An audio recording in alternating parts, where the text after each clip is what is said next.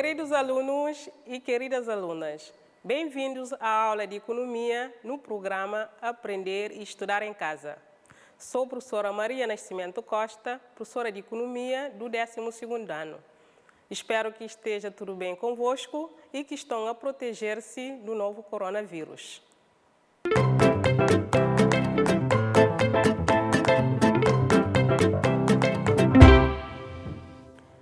No sumário de hoje, nós vamos ver mais uma unidade que não trabalhamos no 11º ano, que é a de rendimentos e repartição dos rendimentos.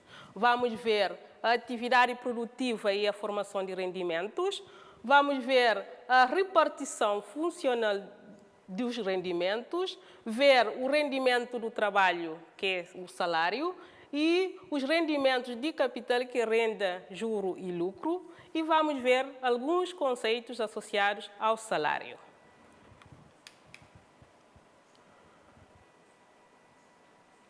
Nós, no ano passado, já falamos muito sobre rendimentos, mas nunca paramos para definir formalmente esse conceito. A aula de hoje nós vamos definir o que é o rendimento e vamos ver a origem do rendimento. O rendimento provém da atividade produtiva, ou seja, todos os agentes econômicos que têm por função produzir bens e serviços estão a criar um valor acrescentado. O valor acrescentado, que é o valor das vendas, que se tira o consumo intermédio ou o valor das compras. Ao ter o valor acrescentado, o que esses agentes econômicos que estão a produzir vão fazer com esse valor acrescentado? Vão repartir, vão remunerar ou distribuir esse valor acrescentado sob a forma de rendimentos. A quem? A todos aqueles que contribuíram para a produção do bem ou do serviço. Então, o que são rendimentos? É a remuneração dos agentes econômicos que participam na produção ou na distribuição sob a forma de salários, de juros, de rendas ou de lucros.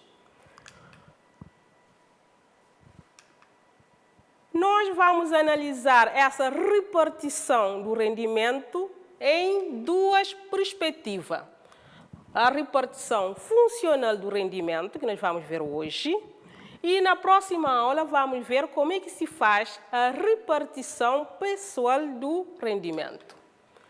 Então, a repartição funcional do rendimento é quando o rendimento é repartido, é redistribuído de acordo com as funções de cada agente econômico no processo produtivo. Ou seja, para produzir, utiliza-se o fator trabalho e o fator capital. O fator trabalho são os trabalhadores. Vão ser remunerados sob a forma de salários. E quem participa na atividade econômica com o capital vai receber lucros, rendas e juros. Então, nós vamos ver o que é salário, renda, juro e lucro. Salário é a remuneração que o trabalhador recebe pelo facto de estar a prestar serviços ao outrem.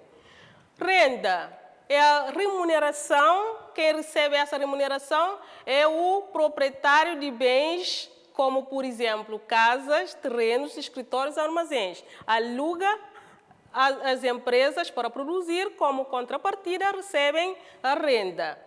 Juros é a remuneração de quem empresta o dinheiro para investir. E lucro é a remuneração do empresário pelo esforço que está a fazer para abrir uma empresa e fazer a empresa funcionar. Nós temos, então, uma palavra que vai entrar no nosso dicionário, que é rendimentos primários. O que são rendimentos primários? São aqueles que resultam da participação direta dos agentes econômicos na produção. Ou seja, estás a participar na atividade produtiva, tem direito a um rendimento esse que nós chamamos de rendimentos primários. Então, o que são rendimentos primários? Nós já sabemos, é São os salários, as rendas, os juros e os lucros. Tudo isso que são rendimentos primários. Nós vamos ver dois conceitos associados ao salário, que é o salário ilíquido ou bruto e o salário líquido. Também vamos ver o salário nominal e o salário real. Começando com o salário ilíquido ou bruto, para diferenciar do salário líquido. O salário ilíquido é o salário base que, quando o trabalhador, antes de iniciar o trabalho, assina um contrato, tem lá quanto é que vai receber. E o líquido é aquilo que, efetivamente, todos os meses, o trabalhador recebe. Então, do salário bruto ou ilíquido, tem que fazer os descontos obrigatórios. E em Cabo Verde faz-se 2 descontos obrigatórios. Os impostos diretos, que aqui nós chamamos de IUR, Imposto Único sobre o Rendimento, quer das pessoas singulares, quer das pessoas coletivas. E também do salário bruto ainda desconta-se para a Segurança Social a cargo do INPS, Instituto Nacional da Previdência Social. Então, podemos escrever uma fórmula que relaciona o salário bruto do salário líquido. O salário líquido é do salário bruto que nós tiramos os impostos diretos e as contribuições para a Segurança Social. Um outro conceito é o salário nominal do salário real. Muito importante esses conceitos em economia, diferenciar muito bem o salário nominal do salário real. O salário nominal é quanto que a pessoa recebe pelo facto de estar a trabalhar. E o salário real é o poder de compra do salário nominal, ou seja, aquilo que a pessoa consegue adquirir com o seu salário nominal. Vamos analisar um exemplo para perceber melhor o salário nominal e o salário real. Vamos supor o senhor Carlos, em 2019, ganhava 30 mil escudos. E em 2019, o custo de cabaz de compras era de 25 mil escudos. Ou seja, vocês já sabem o que é cabaz de compras. Conjunto de bens essenciais que nós precisamos. Ganhava 30 mil, o custo de cabaz de compras é de 25 mil escudos. Houve um aumento de salário de 5%. Passou em 2020 a ganhar 31.500. O que aconteceu com o custo de cabaz de compra? Também houve inflação, houve um aumento do preço do custo de cabaz de compra. De 8% passou a ser de 27 mil. A pergunta: o que aconteceu ao salário real do Sr. Carlos, que é o poder de compra? Perdeu ou ganhou o poder de compra? De acordo com aquilo que nós vimos, o Sr. Carlos ele perdeu o poder de compra. Por que perdeu o poder de compra? Precisamente porque o seu aumento de salário nominal foi inferior ao aumento da taxa de inflação. Sempre que isso acontece, o trabalhador perde o poder de compra. Aqui o importante não é ganhar muito dinheiro, é o que vou conseguir comprar com o dinheiro que eu estou a ganhar. Porque é importante ganhar 50 mil escudos com um custo de cabaz de 40 mil ou ganhar um preço, por exemplo, 10 mil com um custo de cabaz de compra de 5 mil. Portanto, nós temos que analisar isso muito bem, porque o que conta não é aquilo que nós ganhamos, mas aquilo que nós podemos comprar com aquilo que ganhamos. E para isso temos a inflação, que é para ver esse poder de compra. Então, nós vamos analisar agora a relação que existe entre a inflação, o salário nominal e o salário real. Temos aqui taxa de inflação, a variação do salário nominal e o salário real. Quando a taxa de inflação for igual à variação do salário nominal, o que acontece ao salário real? Vai manter-se. A pessoa vai manter o poder de compra, uma vez que a taxa de inflação é igual à variação do seu salário nominal. O que acontece quando a taxa de inflação for maior que a variação do salário nominal? O salário real vai diminuir, o poder de compra diminui precisamente porque a inflação é maior do que a variação do salário. E, por último, quando a taxa de inflação for menor do que a variação da taxa do salário nominal, o que acontece ao salário real? Vai aumentar, ou seja, a pessoa vai ganhar o poder de compra. Foi isso a aula de economia de hoje.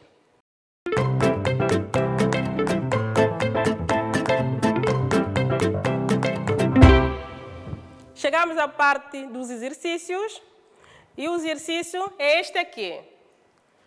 O gráfico abaixo representa o peso das remunerações do trabalho e do capital no rendimento de um dado país num determinado ano. Vocês podem ver aqui o gráfico em que a remuneração do capital corresponde a 40% do rendimento e a remuneração do trabalho corresponde a 60% do rendimento. Então, podemos afirmar que o gráfico evidencia, qual é a opção correta? A opção A, uma elevada dispersão do fator trabalho no rendimento desse país. A opção B, a repartição pessoal do rendimento desse país. A opção C, a repartição funcional do rendimento desse país. E a opção D, uma elevada concentração do fator capital no rendimento desse país. Qual é a opção correta? Um minutinho para escolher. Vamos lá pensar.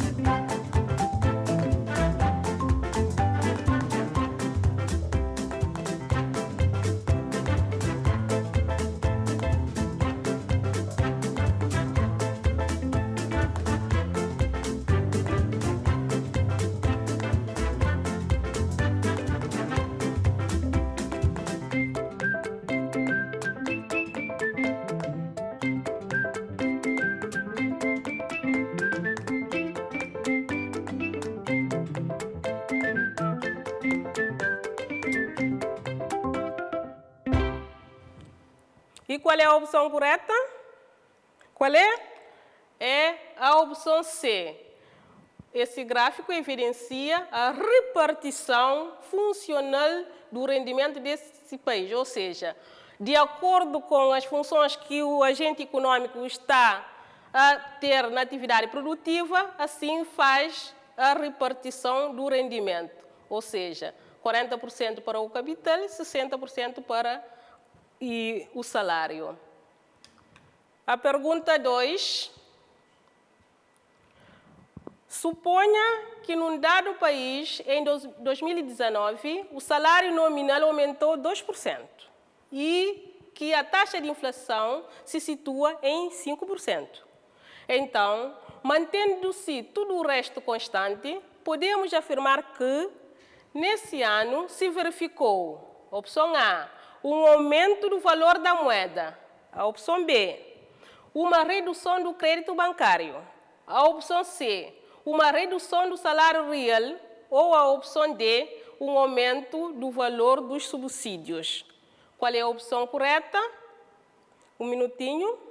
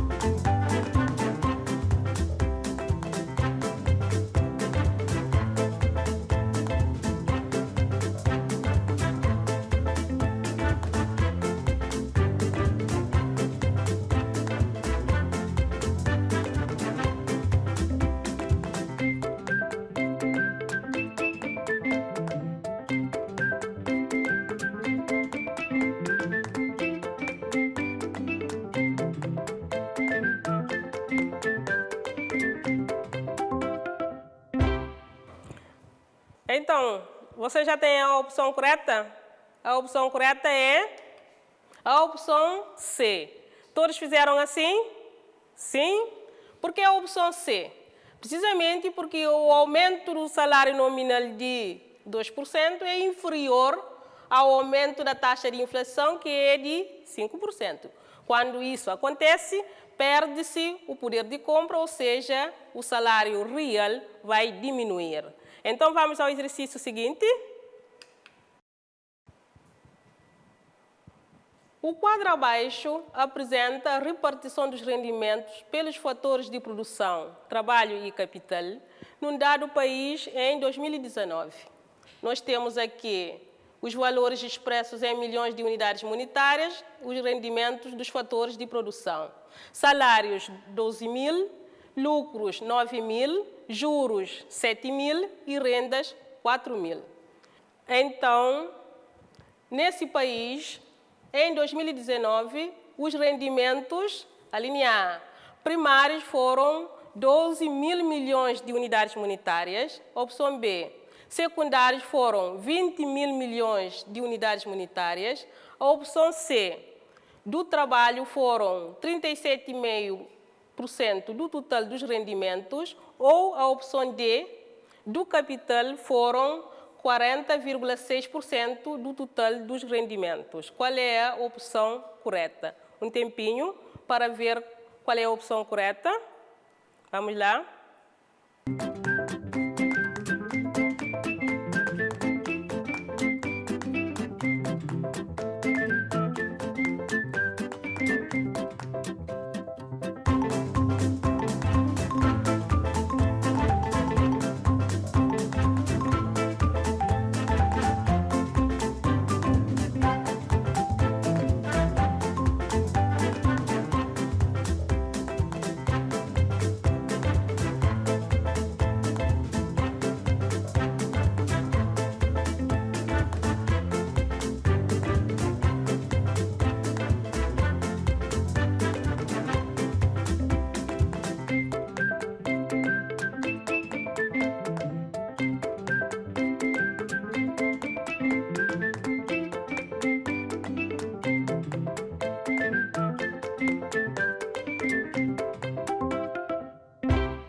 Então, a opção correta, qual é? É a opção C. Por que a opção C? E aqui diz que os rendimentos do trabalho foram 37,5% do total dos rendimentos. Como é que vamos fazer para encontrar este valor aqui? É somar todos os rendimentos, vamos encontrar 32 mil. Depois, para saber qual é o peso que o trabalho tem no total dos rendimentos, é dividir 12 mil por 32 mil. Vamos encontrar um resultado de 37,5%. Por isso, a opção C é a opção correta. Chegamos assim ao fim dos exercícios.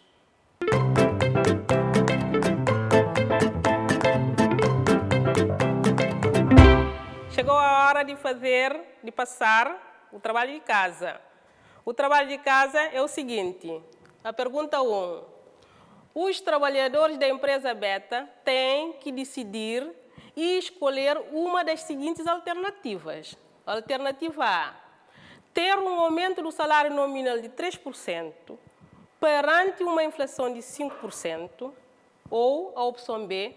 Não ter o aumento de salário nominal perante uma inflação nula. Indique e explique qual é a alternativa que eles devem escolher se não querem perder o poder de compra. Qual é a opção que esses trabalhadores devem escolher se não querem perder o poder de compra? O outro trabalho que vocês têm que fazer em casa é a pergunta 2.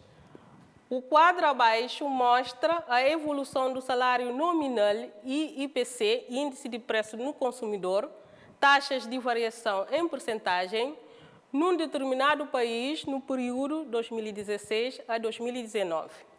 Nós temos a variação de salários nominais em 2016, 5,6%, em 2017, 3,9%, 2018, 2,6% e 2019, 2,6%.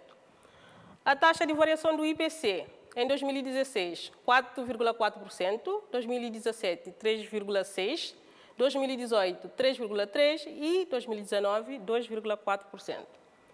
O que vocês têm que fazer é explique, com base nos valores do quadro, o modo como evoluíram os salários reais nesse país no período 2016 a 2019. Ou seja, vocês vão comparar a variação do IPC, que é a inflação, com a variação dos salários nominais para ver em que período ou períodos nós temos perda de poder de compra, ou seja, como é que os salários reais evoluíram nesse período. É só comparar e tirar a conclusão.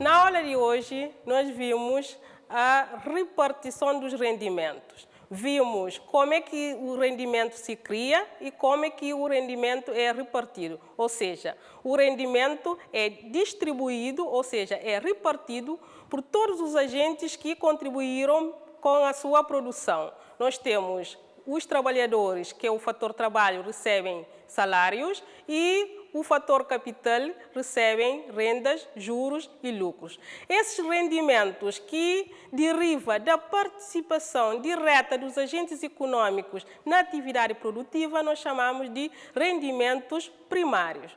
Nós vimos a repartição dos rendimentos, a repartição funcional que é feita segundo o salário, renda, juros e lucros. E na próxima aula nós vamos ver a repartição pessoal do rendimento. Ainda nesta aula nós vimos a diferença entre o salário bruto e líquido e o salário real e o salário nominal. Para ver que o salário bruto é o salário antes de efetuar os descontos obrigatórios e o salário líquido é após e efetuar os descontos. Vimos que o salário nominal é aquilo que se recebe e que o salário real é aquilo que nós podemos comprar com o nosso salário nominal. Foi assim a aula de economia de hoje. Foi assim mais uma aula de economia no programa Aprender e Estudar em Casa. Fiquem bem, conto convosco na próxima aula. Não se esqueçam de estudar e de se protegerem.